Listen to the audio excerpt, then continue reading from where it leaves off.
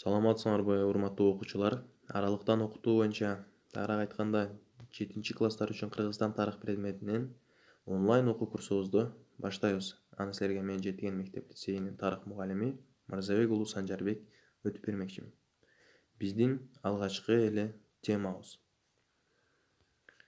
Тема 4.1 Кыргыз коомундагы социалдык катмарлар жана уруулар.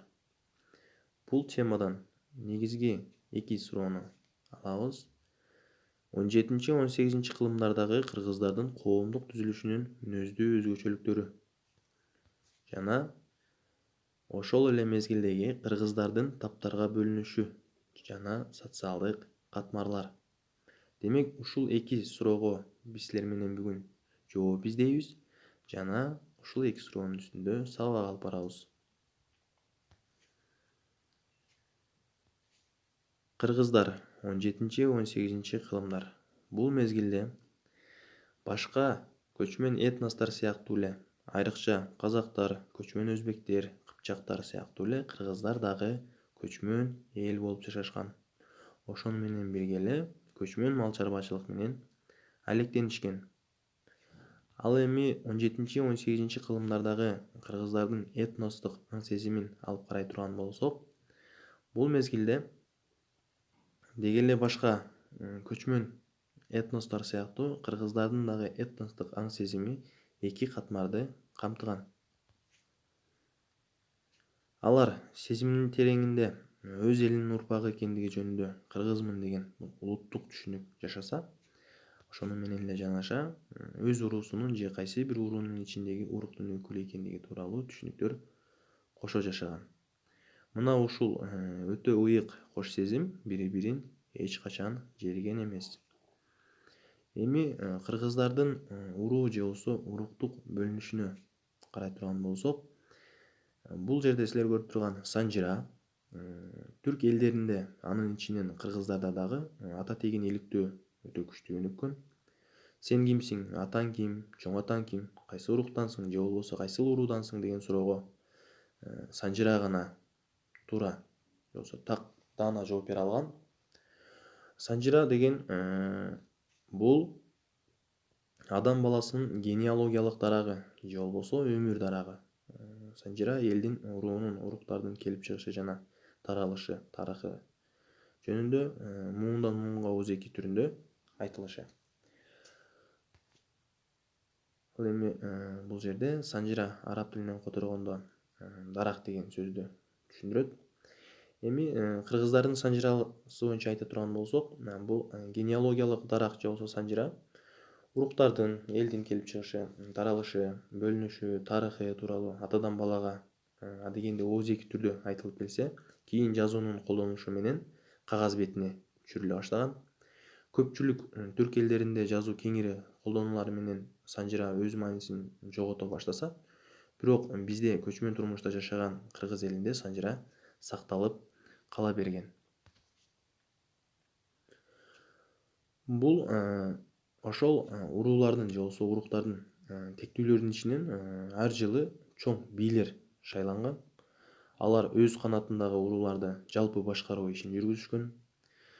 Ар бир уруунун өз улуу бийлери болгон, эң тамгасы, атүгүл согуштук урандары дагы болгон.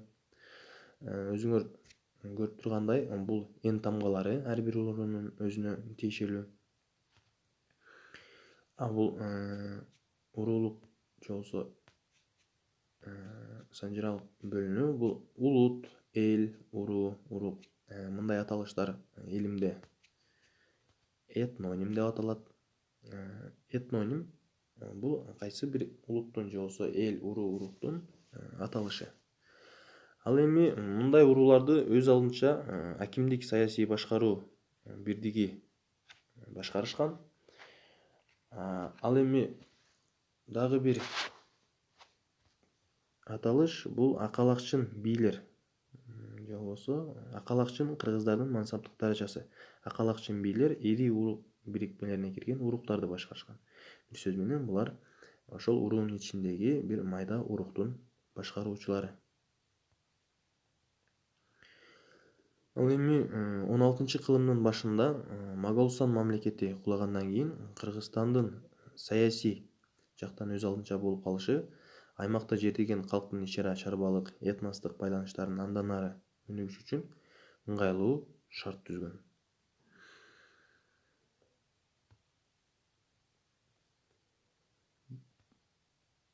Бул кыргыздар ал кезде азыркы ата журту Кыргызстанды толук, Өзбекстандын, Тажикстандын жана Памир чыгыш теңир тоонун чөлкөмдөрүн толук ээлеп турушкан.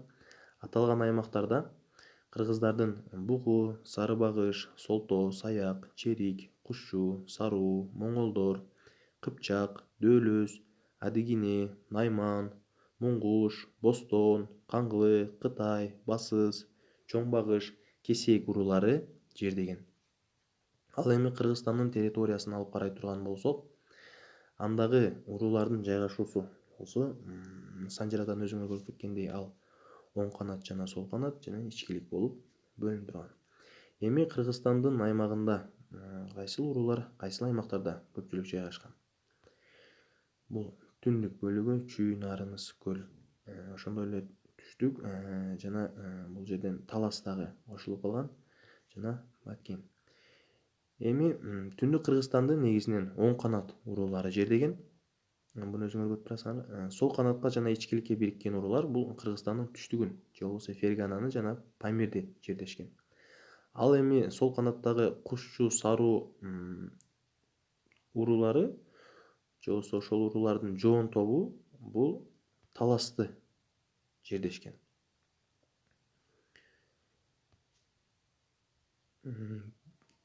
Бирок аскасы асман тиреген ашуу белдери күзгүсүн ыңгайлуу шарт түзсө, күзгүсүн жана кышкысын жабылып калуучу теңир тоо түндүк менен түштүктүн өз ара байланышын кыйындаткан. Ушундай шартта оң канатка кирген уруулар болушунча Сырдария боюндагы калалар менен тыгыз мамиле түзүүгө умтулган. Ал эми сол канаттын кыргыздары Фергана өрөөнүндөгү отурукташкан калк менен умала кылган. Мындай жиктелүү мезгил-мезгили менен ар башка аймактарды байырлаган уруулардын кеңири мейкиндикте айырмалуу бирикмелерди түзүшү жана башка улуттардын тарыхында да орун алган көрүнүш. Мисалы, казактардын улуу жүз, орто жүз, кичүү жүзгө бөлүнүшү. Кыргыздардын 17-18 кылымдардагы социалдык таптарга бөлүнүшүн карап өтө турган болсок, бул жерде пирамида сыяктуу берилген. Бул эң жогорку таптарга же болбосо социалдык катмарларга бөлүнгөн башчылар бул уруу башчылар же болбосо бийлер, манаптар болуп эсептелет. Андан кийинки орундукта байлар жана төбөлдөр турган. Андан кийин эр жүрөк батырлар. Ал эми кедей кембагалдар, кул күңдөр бул социалдык эң төмөнкү катмарда турушкан. Социалдык таптар боюнча сүйлөшө турган болсок, өндүрүш каражаттарына жеке менчиктин өкүм сүрүшү калктын социалдык топторго же болбосо таптарга жиктелиши менен коштолот. Жогорку катмарлар ошол эле бий, бай, баатырлар. Ал эми төмөнкү катмарлар бул кедей, чарбадар же болбосо кул күң деп аталышкан. Бийлер жөнүндө сөз кылсак, бийлер артыкча укуктарга ээ ак сөөктөр болгон. Улуу бийлер өз уруусунда башкаруучу бийликти ишке ашыруу менен тышкы иштерди, коңшулар менен карым-катнашты, аскер жана сот иштерин да тескеген. Бир уруунун улугу болгон улуу бий бул кааласа коңшу өлкөлөргө же аймактарга кол сала алган, же болбосо бөлөк мамлекеттердин өкүмдарларына, кол башчыларына көмөккө аскер жибере алчу. Өтө маанилүү сот иштерин дагы жеке өздөрү чечкен. Бийлердин 40 жигиттен кээде андан да арбыныраак куралган жанагы кошуну болгон. Ал эми баатырлар жөнүндө сүйлөшө турган болсок, бул өзүнүн эр жүрөктүүлүгү, кайраттуулугу жана чечкиндүүлүгү менен айырмаланып, өзгөчө жоого каршы жортууларда, айыгышкан айкаштарда тайманбас көк жалдыгы менен атак алып баатыр аттангандар кол баштап жүргөн. Баатырлар кээде бийлерден бийликти тартып алган учурлар дагы болгон. Ошол кезде малы жок кедейлер байдын малын багып, койчу, уйчу, жылкычы, жалчылык кылып жан бакчу. Байлар патриархалдык уруулук каада салттарды, туугандык байланыштарды өз кызыкчылыгы үчүн кеңири пайдаланышкан. айран сүткө, унаага муктаж кедей туугандарына бир нече баш саан ой, кой эчкини берип, байлар аларга өздөрүнүн күтүрөгөн үйүр жылкысын, коро койлорун, уйларын бактырчу. Ошондой эле максатта кедейлерге мингич, көчкөндө жүгүн жүктөгөндөй унаа, төө өгүз, кош айдоо маалында күч, өгүз, ат берер эле. Ал эми ошол маалдагы кыргыздар тууралуу Кытай тарыхый булактарында жазылган маалыматтар. Кыргыздар тууралуу Кытай маалыматтарында эмне деп жазылган? 18-кылымдарда Бурут Анжиан менен Кашкар аралыгында жашаган көчмөн элдин аты. Аны жери кенен жана калкы көп. Алардын ээлери бий деп аталышат. Бий өлгөндө анын ордун улуу же тууган ээлейт, мурастайт. Бөлөк бөтөн кишилер ээлей алышпайт. Чачын тастарайта кырып коюшат. Доңуздун, чочко этин жешпейт. Бүчүлү жок, жакасы тилик, жеңи кууш көйнөктөрдү кийишет. Алардын калпагынын төбөсү түз, төрт бурчтуу. Аялдар кооздук үчүн топусуна кыргоолдун канаттарын тагып алышат. Үрп адаты жана тили Түркстандыкына окшош. Эгерде айырмасы болсо анча чоң эмес. Кийиз үйлөрдө жашашат. Малчылык менен кесиптенишет, мал багышат. Эт менен азыктанышат. Өлөттөрдө эле бээнин сүтүнөн ичимдик ачытышат. Кытай фарфорун, чайын, кийим-кечесин, бөөзүн, тамекиси менен шарапты жактырышат жана аларды эң керектүү нерселер катары урматташат. Кыргыздар жарды, бирок эр жүрөк, өмүрүн кыюудан да кайрат тартышпайт деп Кытай булактарында 18-кылымдарда кыргыздар тууралуу жазылып калтырылган экен. Демек биз силер менен бүгүн 17-18-кылымдардагы кыргыздардын коомдук түзүлүшү жана алардын социалдык таптарга же болбосо топторго бөлүнүшү темасын өттүк. Бүгүнкү тапшырма өз алдыңарча бул Кыргызстан тарых китебинен 25-параграф же болбосо 142-бетти толук окуп чыгасыңар. Андагы суроолор жана тапшырмалар бөлүмүндөгү суроолорго жооп жазасыңар. Биз силер менен коштошобуз. Саламатта калгыла.